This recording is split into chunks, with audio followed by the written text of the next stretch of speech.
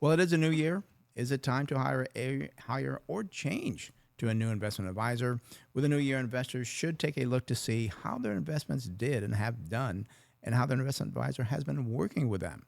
The beginning of the year is a fresh start, so it's time to see what your percentage return was on your portfolio in 2025 and evaluate your advisor.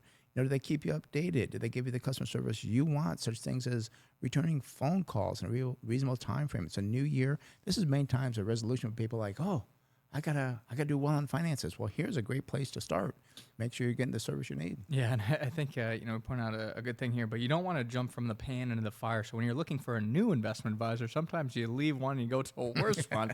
Don't want to make sure that's the case. Be sure that the company and the advisor are full fiduciaries, which means they must do what is best for you, not what is best for themselves. We point this out all the time, but the hybrids, those are the most dangerous in my viewpoint, where they can tell you they're a fiduciary, but then go ahead and sell you an annuity with high commissions for themselves that isn't suitable. Or again, those alternative investments, which we talk about a lot. So make sure they are, again, those full fiduciaries. Ask yourself that question. Is the advisor trying to sell me products that he or she makes a big commission off of? Because again, that could be a huge red flag that they don't have your best interest in mind. I'll tell you right now, we don't sell any alternative investments. We don't sell any annuities.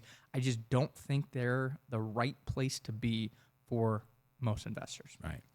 And it's also important to understand the investment strategy of the firm and the advisor that you're going to use. Do they use mutual funds? Do you build your own portfolio of individual equities and investments that are liquid? And very important, don't tie your money up for years to come in the case of an investment doesn't underperform. We've seen, unfortunately, these private equities, these alternative investments, they tie your money up, and it's a terrible thing to do. You want to stay liquid, and again, you always want to pick the best investment. But if for some reason that did fall or have some problems, you look at the fundamentals, oh, they're not good any longer. I need to sell it. You can get out. Some of these other investments, you can't. You're stuck until they tell you you can get out. I always believe it's worth asking the advisor how they manage their own personal portfolio. My feeling is if it's good enough for them, why is it not good enough for you? I know some advisors say, well, we have different objectives, but I think everyone does have the same objective of making a reasonable return on their investments. And I came up with this back in the 90s when I first opened this firm. I thought, well, gee, if it's good enough for me to buy because I want money, shouldn't I buy it from my other clients? And I've been doing that for, going on 30 years now. It's funny. A lot of people say, that makes sense. Yeah. But a lot of advisors don't do it, so I don't get it. And the other thing, too, I want to point out, again, back to those alternative investments, is we actually just had a new client bring over a portfolio, and a third of the portfolio is in interval funds or alternative investments, which we cannot liquidate.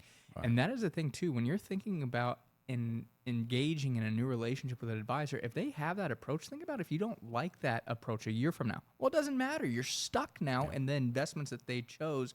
That is just why I don't think it is going to be good for people in the long term, especially it makes it harder for you to change if you're not happy with that advisor and their approach. And also, too, lastly, don't be afraid to ask how they get paid when managing your investments. It may seem like an uncomfortable question, but if it's an excessive amount, that can be red flag. Also, too, if the advisor is trying to dodge the question, that means to me they're trying to hide something from you at the very beginning, and you should run away immediately.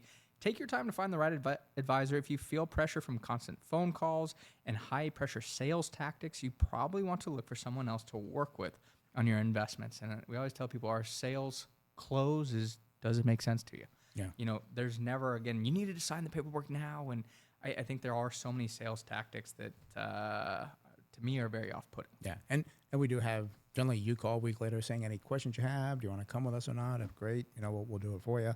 But I've heard people saying, gosh, I couldn't get them off the phone, I couldn't get out of the office. I mean, there's some high-pressure sales tactics out there because they want to make those big commissions. And it's just such a shame that happens because many times those guys are the ones that put you into these alternative investments that you can't get out of. And it's just, that's why I think if you look at, are they a fiduciary, that will eliminate probably 2/3 of the problem.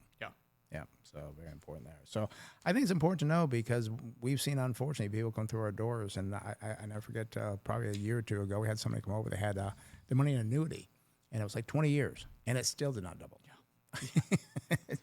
We've seen some terrible things, and it's just if you made that resolution or you're thinking that, I just don't know, check your portfolio. How did it do? And if the advisor that you're talking or broker that you're working with, if they can't give you that number, I've heard this too, or they won't give you, oh, well, you don't need that.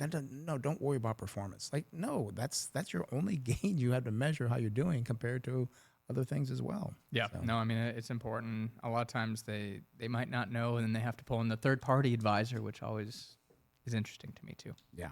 Yeah. So hopefully that helps out to get you off to a good start, 2026.